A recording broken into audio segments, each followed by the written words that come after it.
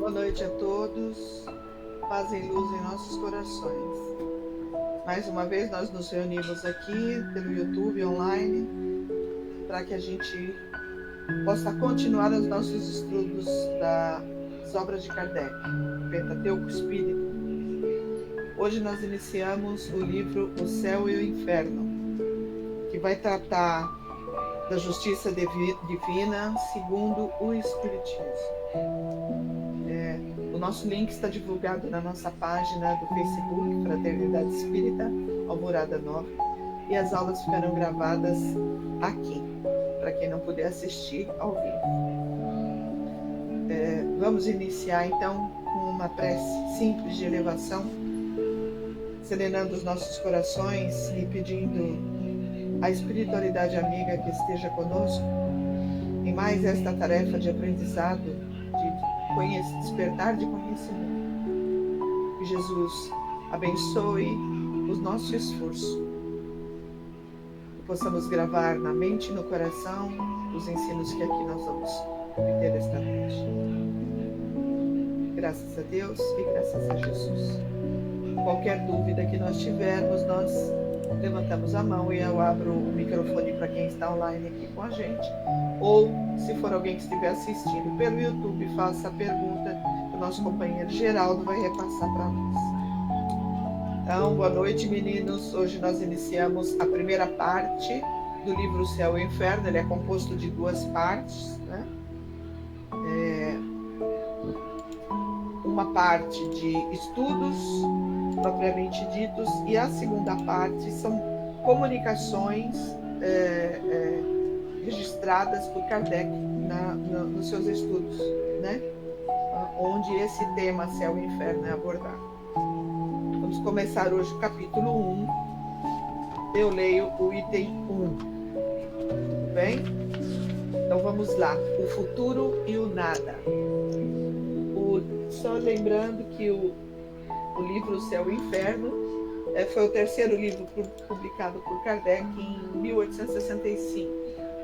O livro anterior, que era o Livro dos Médiuns, foi em 1864. O futuro e o nada. Nós vivemos, pensamos, agimos, eis o que é positivo. Nós morremos, e isso não é menos certo. Deixando a Terra, para onde vamos? Em que nos tornaremos? Seremos melhores ou piores? Seremos ou não seremos? Ser ou não ser? Tal é a alternativa. É para sempre ou para nunca? É tudo ou nada? Ou viveremos eternamente, ou tudo se acabará sem retorno? Vale bem a pena pensar sobre isso. Todo homem experimenta a necessidade de viver, de gozar, de amar, de ser feliz. Dizei àquele que sabe que vai morrer que ele viverá ainda, que a sua hora vai ser retardada. Dizei-lhe, sobretudo, que será mais feliz do que fora, e seu coração vai palpitar de alegria. Mas de que serviriam essas aspirações de felicidade se um sopro pode fazê-las desvanecer, ou seja, sumir? Há alguma coisa mais desesperadora do que esse pensamento da destruição absoluta? Afeições santas, inteligência, progresso, saber laboriosamente adquirido, tudo será aniquilado, tudo estará perdido. Qual a necessidade do esforço para se tornar melhor, da repressão para conter suas paixões, fatigar-se, cansar-se para adornar seu espírito, se disso não se deve recolher nenhum fruto? Sobretudo com esse pensamento de que amanhã talvez isso não nos servirá de nada? Se assim fosse, a sorte do homem seria 100 vezes pior do que a de um animal.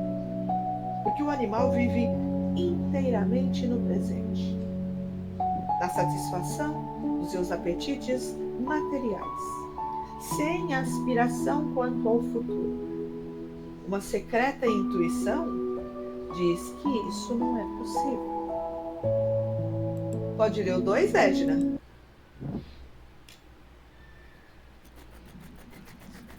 Pela crença em o nada, o homem concentra fortemente todos os seus pensamentos sobre a vida presente. Não poderia, com efeito, logicamente se preocupar com o futuro que ele não espera. Essa preocupação exclusiva do presente conduz naturalmente a pensar em si antes de tudo. É, pois, o mais poderoso estímulo ao egoísmo. E o incrédulo é coerente consigo mesmo quando chega a esta conclusão.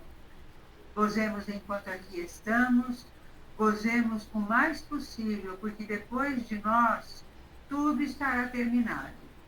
Gozemos depressa, porque não sabemos quanto isso durará. E a esse outro também muito grave para a sociedade, gozemos apesar de tudo, cada um por si. A felicidade neste mundo é do mais esperto. Se o respeito humano retém alguns, que freio podem ter aqueles que nada têm? Eles dizem que a lei humana não alcança senão os inábeis, por isso aplicam seu gênio nos meios de a contornarem. Se há uma doutrina malsã e antissocial, seguramente é a do niilismo. Nihil significa do nada, tá? Porque rompe os verdadeiros laços da solidariedade e da fraternidade, fundamentos das relações sociais. A gente pensa que se não tivesse gente que acredita no contrário desses, os materialistas, né, os que acreditam só nesta vida e depois do nada, imagina como seria a sociedade se a maioria acreditasse nisso. Né? Estava todo mundo matando todo mundo assim, a cada 5 minutos. Né? Certamente seria uma desordem completa. Né? Ninguém se preocuparia em domar seus instintos, domar suas vontades mais baixas, satisfação, a minha vontade, a minha felicidade. O resto não importava. Não é? Sandra, você quer ler o item 3? Está com o livro aí? Dá para você ler o item 3? Eu não achei o livro, mas eu baixei aqui em PDF, tá bom? Mas se você quiser, eu leio. Depois você lê a Não, quarta. eu posso ler sim, A3, né? Isso. Ok. Quando chegar no item 1 ali, que tem um 1 em parágrafo, pode deixar que eu vou ler esse item, que é uma explicação sobre o niilismo, tá? Ok. 3. Suponhamos que por uma circunstância qualquer, todo um povo adquire a certeza de que em 8 dias, num mês ou num ano, será aniquilado, que nem um só indivíduo lhe sobreviverá, como de sua existência não sobreviverá nem um só traço. Que fará esse povo condenado, aguardando o extermínio? Trabalhará pela causa do seu progresso, da sua instrução, entregar-se-á ao trabalho para viver, respeitará os direitos, os bens, a vida do seu semelhante, submeter-se-á a qualquer lei ou autoridade, por mais legítima que seja, mesmo a paterna? Haverá para ele, nessa emergência, qualquer dever? Certo que não. Pois bem, o que se não dá coletivamente, a doutrina do niilismo realiza todos os dias, isoladamente e individualmente. E se as consequências não são desastrosas, tanto quanto poderiam ser, em primeiro lugar, porque na maioria dos incrédulos há mais jactância que verdadeira incredulidade, mais dúvida que convicção, possuindo eles mais medo do nada do que pretendem aparentar. O qualificativo de espíritos fortes lisonjeia-lhes a vaidade e o amor próprio.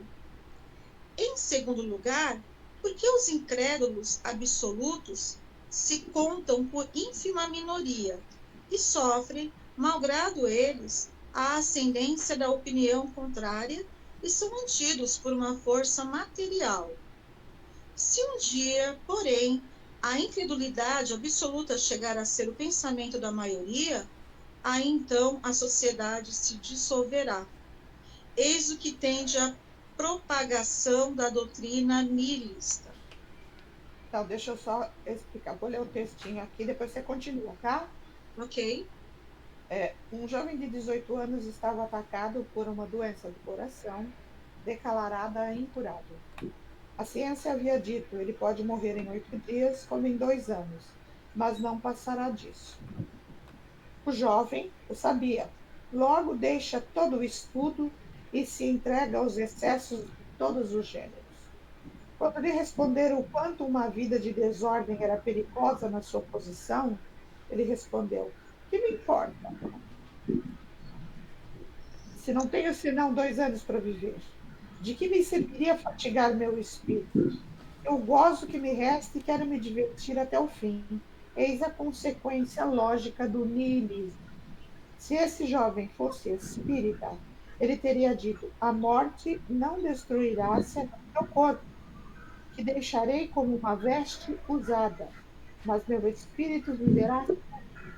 Serei em minha vida futura o que fiz de mim mesmo nessa, o que pude adquirir em qualidades morais e intelectuais não estará perdido, porque isso se torna de aquisição ao meu adiantamento.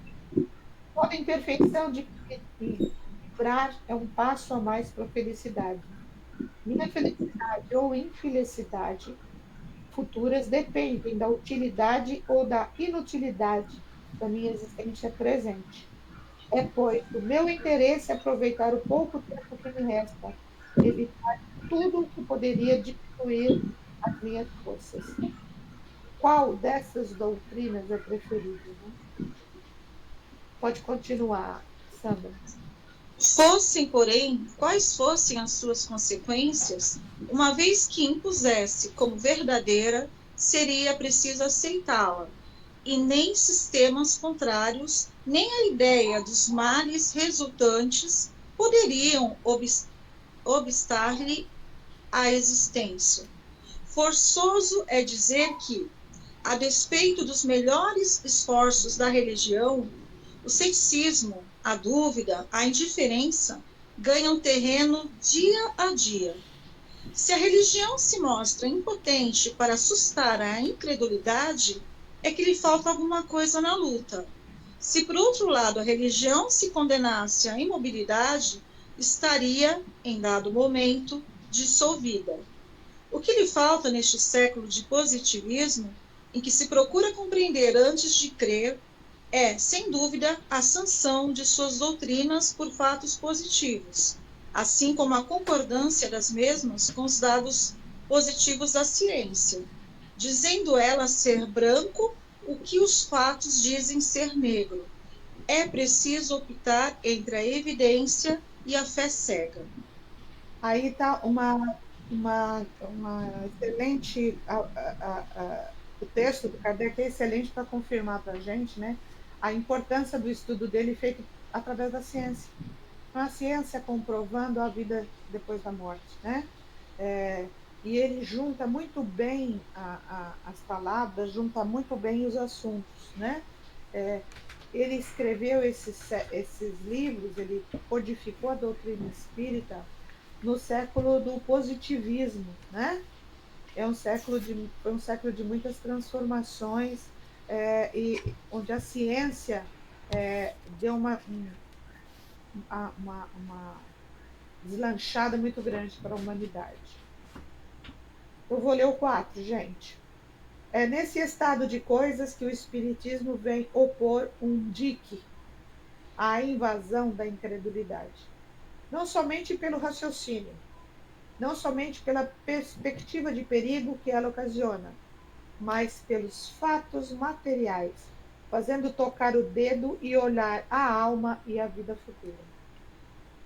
Cada um é livre, sem dúvida, em sua crença, em crer em alguma coisa ou de não crer em nada, né? Só um minutinho, está caindo minha luz aqui. Tá. Ou de não crer em nada. É a sanção. Nossa, peraí.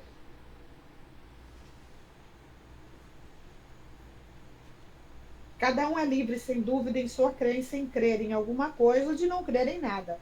Mas aqueles que procuram fazer prevalecer no espírito das massas, da juventude, sobretudo, a negação do futuro, apoiando-se na autoridade do seu saber ou no ascendente da sua posição, apoiando-se, semeiam na sociedade os germes da perturbação e da dissolução e incorrem em grande responsabilidade. Olha que interessante ele está falando aqui.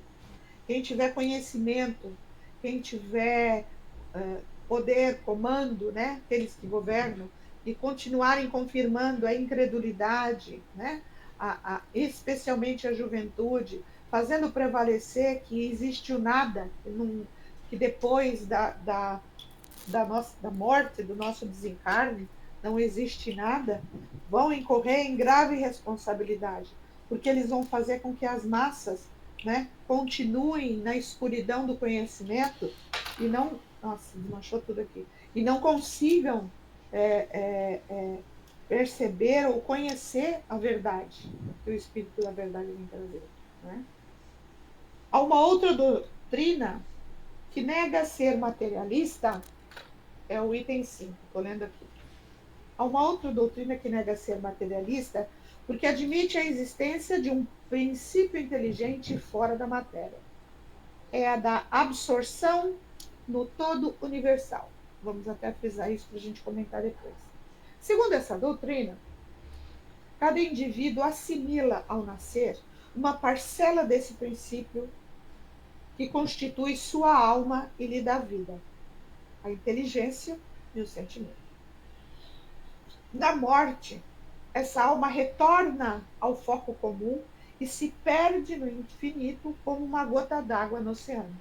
Essa doutrina é muito propagada pelas religiões orientais, tá? O hinduísmo, o próprio... Bom, essas religiões universais. Ou seja, o princípio inteligente que é responsável me dá vida, me dá inteligência, meu sentimento sai do todo e se junta com a matéria. Quando eu morro, quando o corpo morre, esse princípio volta e se perde no todo. Ou seja, não se preserva a individualidade desse princípio inteligente. Tá? Essa doutrina, sem dúvida, é um passo adiante sobre o materialismo puro, claro. Né? Uma vez que admite alguma coisa além da matéria. Né? Ao passo que a outra não admite nada. Mas as suas consequências são exatamente as mesmas. Que o homem seja mergulhado no nada ou no reservatório comum é a mesma coisa para ele. Certo? Se no primeiro caso ele é aniquilado, ou seja, morreu, acabou tudo, não existe mais nada, o corpo morreu, acabou, que é a maioria das doutrinas materialistas. No segundo, essa que acredita que o princípio inteligente retorna ao todo universal, perde a sua individualidade. É, pois, como se ele não existisse mais, realmente. As relações sociais não estarão menos inteiramente rompidas, com certeza. O essencial para ele é a conservação do eu. Isso é o mais importante do princípio inteligente. A conservação do eu, da minha individualidade. Sem isso, que lhe importa ser ou não ser? Não vai fazer diferença. O futuro para ele é sempre nulo. A vida presente é a única que lhe interessa e o preocupa. Do ponto de vista das suas consequências morais, essa doutrina é tão malsã, ou seja, faz tanto mal, tão desesperadora, tão excitante do egoísmo, quanto o materialismo propriamente dito. Porque se o meu eu vai se perder num todo universal, por que eu vou melhorar esse eu? Essa gota vai voltar da onde veio. Você quer ler os 6, Edna?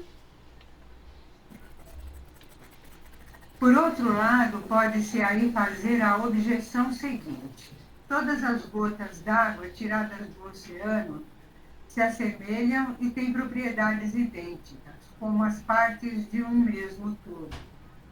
Porque as almas, se são tiradas do grande oceano da inteligência universal, se assemelham tão pouco.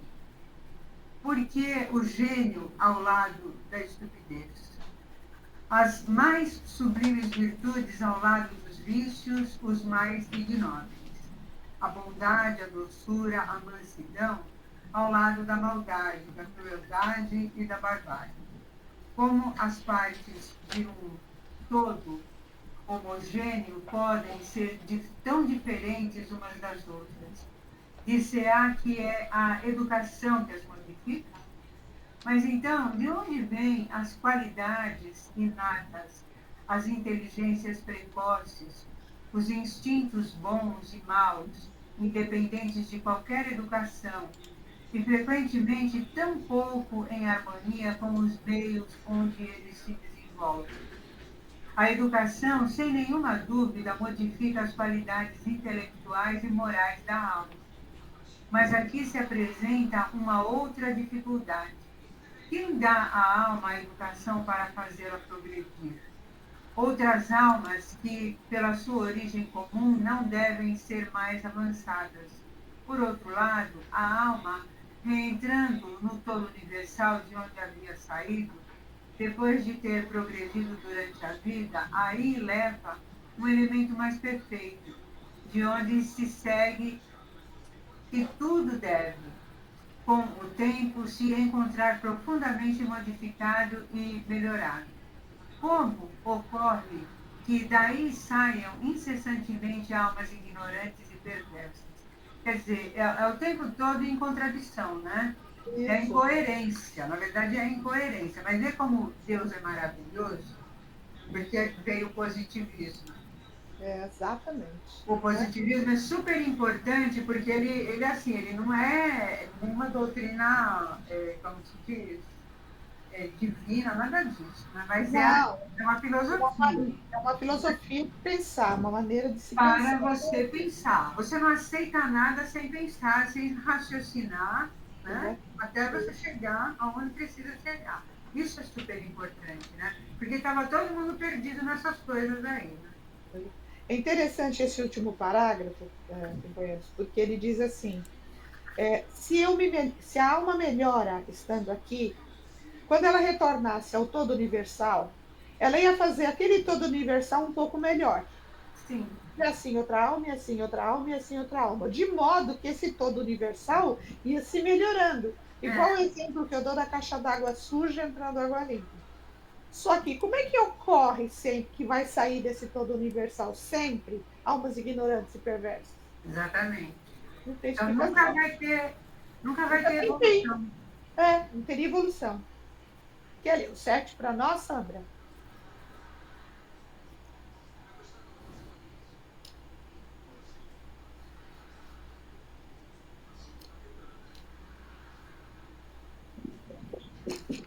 Oi, minutinho, já vou. 7. Nessa doutrina, a fonte universal de inteligência que abastece as almas humanas é independente da divindade. Não é precisamente o panteísmo. O panteísmo, propriamente dito, considera o princípio universal de vida e de inteligência como constituindo a divindade. Deus é concomitantemente espírito e matéria. Todos os seres, todos os corpos da natureza compõem a divindade, da qual são as moléculas e os elementos constitutivos. Deus é o conjunto de todas as inteligências reunidas. Cada indivíduo, sendo uma parte do todo, é Deus ele próprio. Nenhum ser superior e independente rege o conjunto. O universo é uma imensa república sem chefe, ou antes, onde cada qual é chefe com poder absoluto. Aqui ele está explicando um pouco do panteísmo, tá? Vamos lá. A esse sistema podem opor-se numerosas objeções, cujas principais são estas. Primeiro, a divindade não podendo ser concebida sem o infinito das imperfeições, pergunta-se: como um todo perfeito pode ser formado de partes tão imperfeitas e tendo a necessidade de progredir? Estão vendo? O panteísmo também é contraditório. Cada parte, estando sujeito à lei do progresso, disso resulta que Deus, ele mesmo, deve progredir. Se progredir sem cessar, deve ter sido, na origem dos tempos, muito imperfeito. Daí já não vai ser Deus. Como um ser imperfeito, formado de vontades e de ideias tão divergentes, pôde conceber as leis tão harmoniosas, tão admiráveis de unidade, de sabedoria e de previdência que regem o universo? Olha a contradição. Se todas as almas são porções da divindade, como o panteísmo diz, né? Todas concorreram para as leis da natureza. Todas ajudaram para as leis da natureza. Como ocorre que elas murmurem sem cessar contra essas leis, se são obra sua também? Uma teoria não pode ser aceita como verdadeira, senão com a condição de satisfazer a razão e de dar conta de todos os fatos que ela abarca. Se um só fato vier tarde, um desmentido, é que ela não está na verdade absoluta. Essa frase é importantíssima. Isso é uma frase científica, inclusive. Né? Uma teoria não pode ser aceita como verdadeira se tiver a condição, não tiver a condição de satisfazer a razão, ele dá razão a todos os fatos que ela abarca. Se um só fato contradisser, ela não é uma verdade absoluta. Vou ler o 9.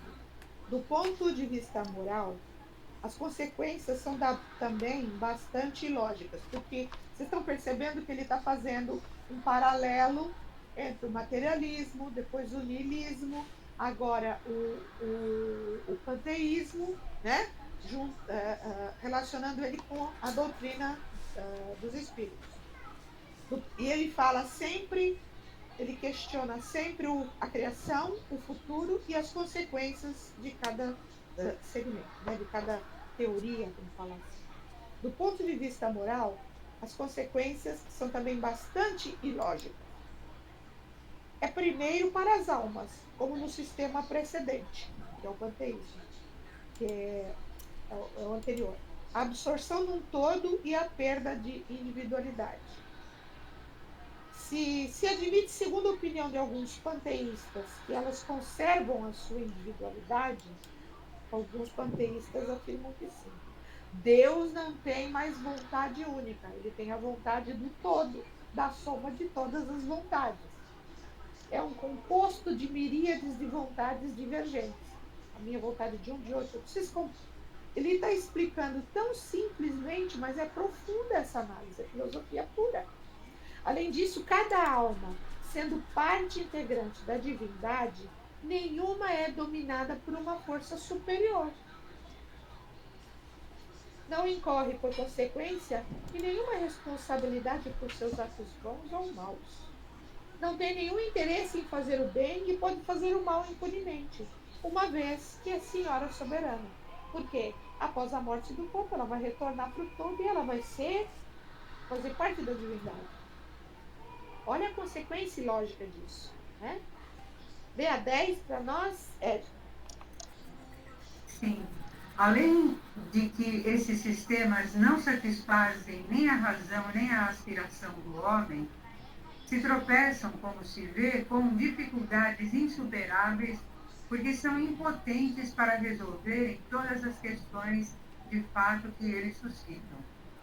O homem tem, pois, três alternativas: o nada, a absorção ou a individualidade da alma antes e depois da morte. E para essa última crença, que nos conduz invencivelmente à lógica, é aquela também que foi o fundo de todas as religiões desde que o mundo existe. Se a lógica nos conduz à individualidade da alma, ela nos leva também a esta outra consequência, que a sorte de cada alma deve depender de suas qualidades pessoais. Porque seria irracional admitir que a alma atrasada do selvagem e do homem perverso estivessem no mesmo nível que a do sábio e do homem de bem. Segundo a justiça, as almas devem ter a responsabilidade de seus atos. Mas, para que sejam responsáveis, é preciso que estejam livres para escolher entre o bem e o mal. Sem o livre-arbítrio, há fatalidade, e com a fatalidade não poderia haver responsabilidade. Então, é Pode assim, ler, todas são pode ler incoerentes. 11 também. Pode ler 11. Tá. Todas as religiões têm igualmente admitido o princípio da sorte feliz ou infeliz das almas depois da morte, ou dito de outro modo, das penas e dos gozos futuros que se resumem na doutrina do céu e do inferno, que se encontra em toda parte. Mas, no que elas diferem essencialmente, é sobre a natureza dessas penas e desses gozos, e, sobretudo, sobre as condições que possam merecer umas às outras. Daí os pontos de fé contraditórios que deram nascimento aos diferentes cultos e os deveres particulares impostos por estes, para honrar a Deus e por esse meio ganhar o céu e evitar o inferno. É tudo muito assim, né? Muito primitivo, né? Eles não conseguem lidar com a lógica ainda, né? E também não querem pensar em nada, né? É. Kardec diz para a gente aqui, bom, baseado nessas três teorias, o que ele chega à conclusão é que esses sistemas não respondem à aspiração do homem de saber o que acontece depois. E para o homem existem só três opções. Sim. Só tem três alternativas: o nada depois da morte, a absorção todo universal, que é Sim. a gotinha do O céu oceano, e o inferno. ou a individualidade da alma antes e depois. A grande maioria das crenças, tanto do passado como de hoje, acredita na individualidade da alma antes e depois da morte. A grande maioria delas.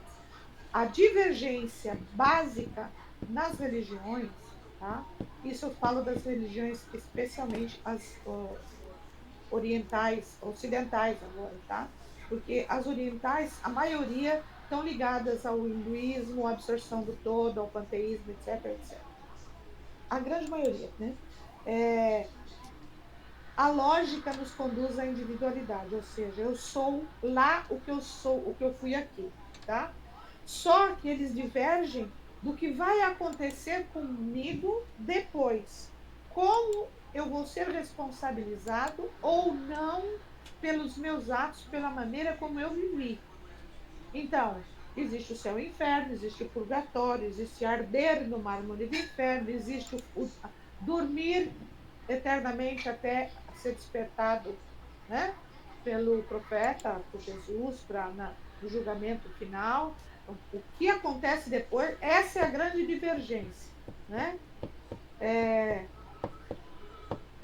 Eu acho importantíssimo quando ele toca de novo no livre-arbítrio, né? Porque livre-arbítrio é a oportunidade de escolha. Sem escolha, há fatalidade. Então, se eu não posso escolher atravessar a rua ou não atravessar, então eu vou atravessar a rua e eu vou ser atropelada. É fatalidade, né? E não tem responsabilidade nenhuma nisso. Agora, com o livre-arbítrio, eu tenho a possibilidade de escolha sempre, mesmo que eu ache que não estou tendo. No fundo, todos nós temos.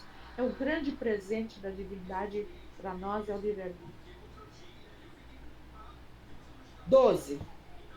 Todas as religiões deveram, em sua origem, estar em relação com o grau de adiantamento moral e intelectual dos homens. Sempre foi assim.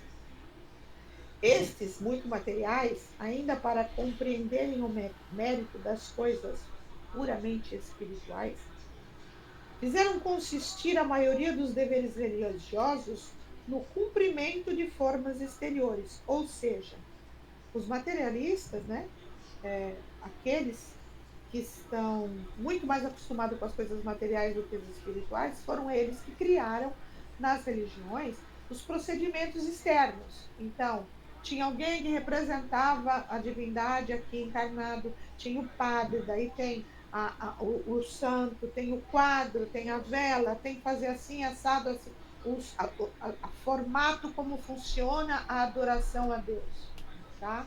Eles só se preocupavam com o exterior. Igual, quem é que era na época de Jesus que só se preocupava com o lado de fora? Quem era Edna? Era. Oi? Que só se preocupavam com o lado de fora? Que iam nos templos e ficavam Os gritando. romanos, né? Os romanos faziam isso, os gregos também, né? Vamos lá. Durante um tempo, essas formas bastaram para sua razão, ou seja, vocês imaginem, aqui não há crítica nenhuma a nenhuma religião, muito pelo contrário, tá? Mas vocês imaginem a realização de um culto, mesmo que seja aquele na época de Jesus no templo, onde as mulheres eram separadas. Então, se ia de manhã, chegava-se lá no horário do templo, tirava-se o sapato, lavava-se as mãos, ficava num determinado local, daí era lido um determinado texto do Torá, aí tinha aqueles cantos lá, né? Aí abria um lugar lá de adoração onde estava o rabino entrava no local onde estava lá aquele. Esqueci o nome do. É um baú que tinha o Santo Graal lá. Esqueci o nome, perdão. Vocês entenderam? Ah, eu também esqueci esse nome. Mas depois eu lembro para vocês. Onde ficava as coisas Sim, sim. sagradas, né, dos judeus. É toda uma manutenção de atitudes materiais, ou seja, exteriores. Ninguém se preocupava com o sentimento, com reforma íntima, tá? Com se tornar uma pessoa melhor. Durante muito tempo isso bastou. Não, eu vou à igreja, ou eu fui no templo, eu pedi perdão pelos meus pecados, eu fiz penitência, eu faço jejum. Vocês entenderam? É tudo exterior isso. Durante um tempo, essas formas. Fala.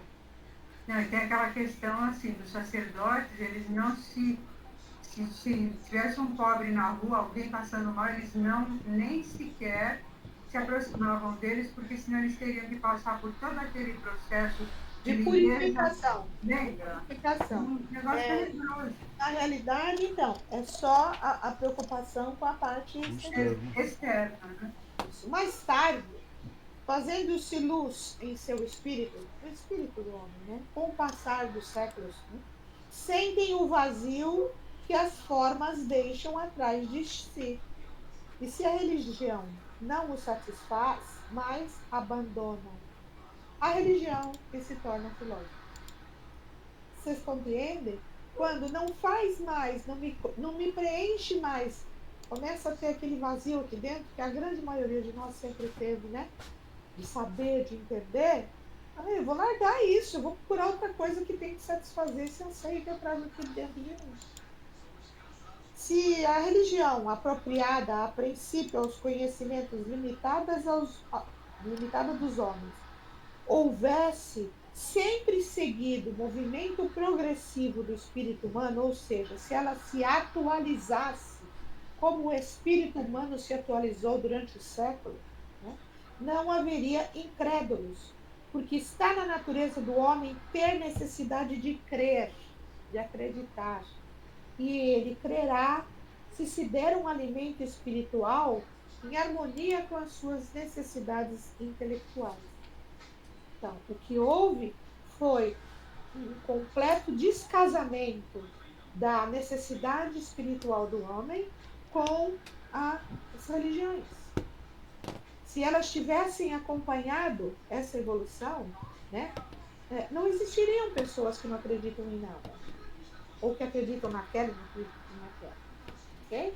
Porque o objetivo maior que ele fala aqui, né, a religião tem que atender às necessidades de harmonia do espírito e as necessidades intelectuais. Ele quer saber de onde veio e para onde vai. Se lhe mostra um objetivo que não responde nem às suas aspirações, nem à ideia que ele faz de Deus, nem aos dados positivos que lhe fornece a ciência, olha que interessante. Além disso, se lhe se impõe atingir condições que a sua razão não veja utilidade, ele repele o todo. É assim com o homem até hoje. O materialismo e o panteísmo não parecem ainda mais racionais, porque neles se discute e se raciocina. Raciocina-se falso, é verdade. Mas ele gosta ainda mais de raciocinar em falso do que não raciocinar de todo. Mas que se lhe apresente ao homem um futuro em condições lógicas, dignas, e em todo pronto da grandeza, da justiça e da infinita bondade de Deus, e ele abandonará o materialismo e o panteísmo, dos quais sente o vazio do seu foro íntimo, e que ainda não havia aceito, senão por falta de coisa melhor. O Espiritismo dá mais, porque acolhe com solicitude todos aqueles atormentados pela incerteza dolorosa da dúvida, e que não encontram nem nas crenças, nem nas filosofias vulgares, qualquer tipo de filosofia, o que procuram. Tem para si a lógica do raciocínio e a razão dos fatos. E é por isso que o combatem inutilmente. Que lindo isso, né? Que ele é a 14ª, Sam?